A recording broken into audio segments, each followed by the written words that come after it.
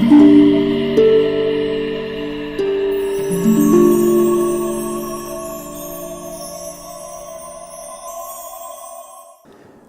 خوای بەخشەندە و میهرەبان. سڵام عەلەیکم وەڕەحمەت اللهی وەبەرەکاتوه. هیوادارم تاعەت و عیبادەتی هەموو لایەکتان پیرۆز و قەبوڵی دەرگای خوای ڕەب العالەمین بێت. بەڕێزان، بۆ هەڵقەیەکی تر لە ڕێوڕەسمی شارستانی گەیشتینەوە خزمەتتان. ئەمجار بابەتی پەروەردەی خۆمان و مناڵەکانمان لە دوو ڕێگانەکانی خۆش و ناخۆش و مەسلەحەت و نامەسلەحەتە ئەخێنە بەرچاو. هەموو ئینسانێک وەکو هەموو گیان لەبەرێکی تر حەز ئەکات خۆشیەکانی خۆی بە حەدی ئەکسەر و ناخۆشیەکان بە حەدی ئەقەل بڕەسێنێ. یعنی ئەتوانین بێژین هەموو ئینسانێک حەز ئەکا ڕەنج نەوێ و خۆشی لە حەدی ئەکسراوێ. بەڵام هەموو کات ئەمە مویەسەر ناوێ و زۆر کات هەر خۆشی نەخۆشینە، هەروەها هەر ناخۆشیش سەختی و ژیان لە بین بردنە. ئینسان ئەبێت لە پەروەردەی خۆی و مناڵەکانیا بە تەطبیقی خۆش و ناخۆش لەگەڵ مەسلەحەت و غەیری مەسلەحەتە دوو ڕێگانەکان بەرەو گەشە و ڕشت هەدایەت بکات و ئەم کارە زۆر کات تند و تێژی و قەڵزی گەرەکە کە هەڵبژاردننی ئەمە هەڵبژاردنێکی منطقی و ئەخلاقیە و نابێ خۆمانی لەسەر سەرکۆنە بکەیت. خۆشیەکان کامنە؟ خۆشیەکان ئەوانن کە ئینسان بۆ پێگەیشتنیان خۆی ناخەڵافێنێ و بەشک و هەوڵەدات تووشی لیان بێت، وەکو تەفریح، وەکو کەنین و شۆخی، وەکو بێمەسئولیەتی و ڕەحەتی، وەکو خەوتن و ڕابواردن لە ئیسراحەت و خەیاڵی ئاسوودەوە کە ئەمانە وەکو شەحن بۆ مۆبایلێک ژیانی سەختی ڕۆژانی ڕابردووی ئێمە بە ئیسراحەت ئەگەێن و ئێمە ئامادە ئەکەنەوە بۆ ژیانی دووبارە. و ئەگەر بێژین خۆشیەکان نەقشیان چییە؟ وەکو زەنگی تەفریحن لە مەدرسەکانە، یعنی مناڵەکان بە خۆشیکردن شەکەتیان دەرئەکەن بۆ بە پشوداین بۆ کاری داهاتوو خۆیان حازرەکەن. بەڵام مەسلەحەتەکان کامن؟ ئینسانێکە تێتە دنیا تەکی ئینسانێکی ترا لە سفرۆ دەست پێکات، بەڵام ئەو ئینسانانە کە حازرن ناهەمواریەکان بە هەوڵ و تێکۆشان و ڕەنج هەموار بکەن، سەختیەکان بنەنە پشتسەر، پلەکانی ترۆقی بە پلە پلە بە هەوڵ و تێکۆشان تێی بکەن، ڕەنگە سەختیان توش لێبێت، ئیسراحەتیان کەموێت، خەویان کەموێت و ئەگەر لە دوورۆ بڕوانین هەمیشە لە هەوڵ و تێکۆشاناون و ئێمە وا بزانین شەکەت و مانون. بەڵام چون پلە پلە سەر ئەکەون و ئفتخار و گەشە پەیاەکەن، بە ئەو ئفتخار و خۆشیە شەکەتیان دەرئەکەن و لە ژیان لەزەتە بن. هیچکێ بە شانس ناوێتە پسپۆر، هیچ کەسێک بە ئیسراحەت و بە خۆشی ناوێتە لێزان، بەڵکو پسپۆڕی و لێزانی ڕەنج و تێکۆشانی گەرەکە.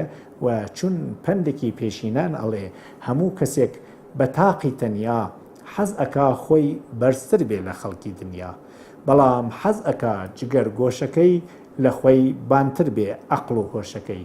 تاجی زێڕینە عەقڵی فریاڕەس، بەڵام ناچێتە سەری هەموو کەس. ئەگەر ئەمە بەرچاو بکەین، ئێمە حەز ئەکەین خۆمان بەرز و مناڵمان لە خۆمان بەرزتر بێت، بەڵام بە حەز و بە خۆشیکردن ئەم شتە دروست ناوێ، هەوڵ و تێکۆشانی گەرەکە. ئێستا ئەڕۆینە سەر تەطبیقی حەز و مەسلەحەت. حەز و مەسلەحەت چۆن تەطبیق بکەین؟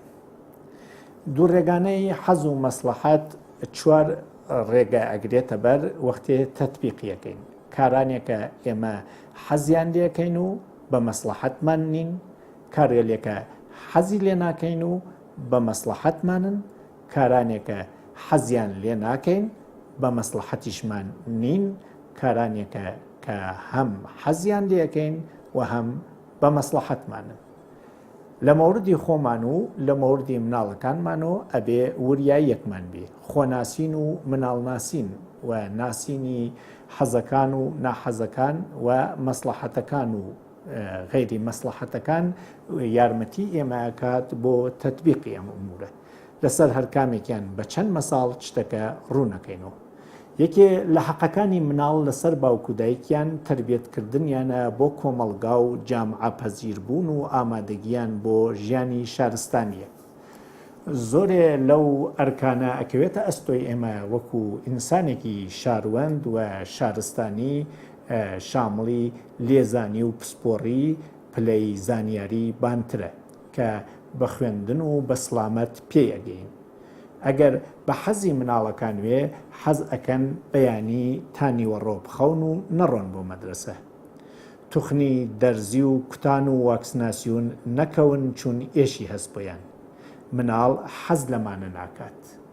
بەڵام چون بە مەسلحەتیە ئەبێ خاوەنی ئەو مناڵە کە ئامادەی کۆمەڵگایەکات ئەمانەی بۆ مهەیا بکات، هەڵی بسێنێت لە خەو گوێ لە حەزی نەدات و ئەگەر چیش پێی ناحەزە بینێرێ بۆ مەدرسە تا بە خوێندن کە مەسلحەتێسی زانیاری بەرز بێتەوە و پەزیرشی ئیجتماعی زۆرتر، یا ئەبێ دەرمان و کوتانی بۆ ئامادەکات کە سڵامەتی بۆ مهەیاکات کەوابوو ئەو هەرچەند پێی ناخۆشە بە مەسلحەتێ ئەبێ ئێمە بۆی بیکەین.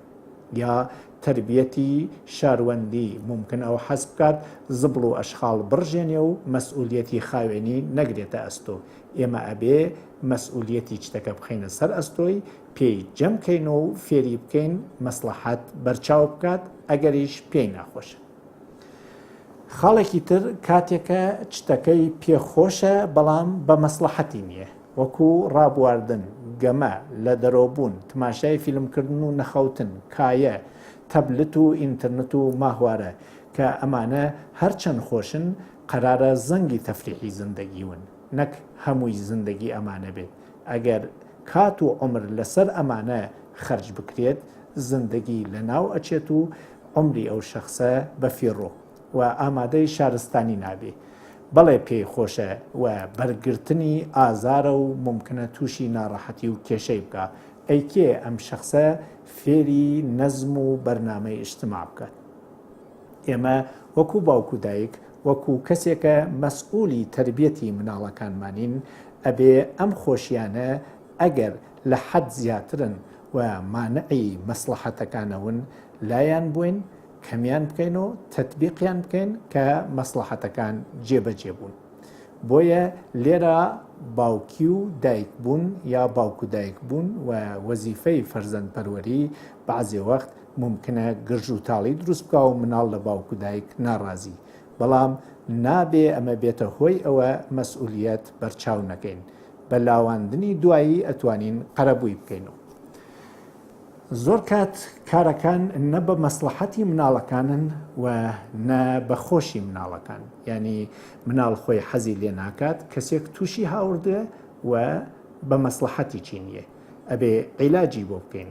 مناڵێکە ڕەفیقەکانی تووشی هەڵە و هەرزەگیان کردێ، تووشی عادەتی خراپ و نالەباریان کردێ کە خۆی چی حەزی لێ ناکا وەلێ تووشی هاتووە، وەکو عادەتی سیگار کێشان و جگەرە کێشان. ئەم کەسە ممکنە خۆی حەزی لێ نەکات، تووڕە بێت، بێتاقەت بوو بێت، بەڵام بە تەنیایی نەتوانێت ئەم کێشە چارەسەر کات. یارمەتی و پشتگیری ئێمە وەکو باوکو دایکی پێویستە کە ئەبێت بڕۆینە یارمەتی و ئەم شتەیکە بە مەسلحەتی نییە و خۆیی حەزی لێ ناکات لێی دوورکەینەوە. ئەمە ئەرکێکی تری شارستانیە. و ئاخرین خاڵێکە کە هەم شخصەکە خۆی پێی خۆشە و هەم بە مەسلحەتێسی، وەکو وەرزشوانی کە خۆی حەزی لێکات و بە مەسلحەتی چییە کە تەمرینی تیا بکات، وەکو خوێندنی باڵا کە شخصەکە ممکنە خۆی حەزی لێ بکات و بە مەسلحەتی چی بێ، بەڵام پوڵ و پارە و حەمایەت نەبێت کە ئێمە وەکو باوکو دایک یا وەکو خێرخوازانی ئیجتیماع ئەتوانین بڕۆین بەدەمی ئەم کەسانەوە کە لە خوێندن جێ ئەمێنێن لەبەر کەم و کورتیەکانی ژیان یا نەبوونی دەست و دەسەڵات و پشتیوانی. لێرەدا ئێمە بە حەمایەتکردن ئەو شتەی کە ئەوان حەزی لێەکەن و بە مەسلحەتیانە چاکسازی تیاکەین. وابوو چوار ڕوو کەوتە بەرچاو کە ئەگەر بیکەینە ترافیک لایت ئەو شتێکە کەسێک خۆی حەزی لێتی و بە مەسلحەتیە وەکو چرای سەوزە و ئەبێ ئێمە یارمەتی تیا بکەین بۆ گەیشتن. ئەو شتێکە شخصێک بە مەسلحەتی نییە بەڵام خۆشی لێتێ یا ئەو ڕووەکەی ئەو شتێکە شخصێک بە مەسلحەتیە و خۆی خۆشی لێ نایە ئەبێ بە چرای زەرد کە خەتەری تایە و بە یارمەتی ئێمە ئەتوانێت لێی تێپەڕ بێت. و ئاخرین خاڵ ئەو خاڵەیەکە نەخۆی حەزی لێتی و نە بە مەسلحەتیە و ئەوە چرای سوورە و ئەبێ ئێمە یارمەتی بکەین ئەو کەسەیتیا ڕابگرین و لە سەختی دەربازی بکەین. هیوادارم ئێمە وەکو ئەرکی شارستانی مناڵەکانمان ئامادە بکەین بۆ کۆمەڵگایەک کە ژیان لەوێ هەم بە حەزیانە و هەم بە مەسلحەتیان. وەسەلام عەلەیکم وەڕەحمەتوڵڵاهی وەبەرەکاتوه.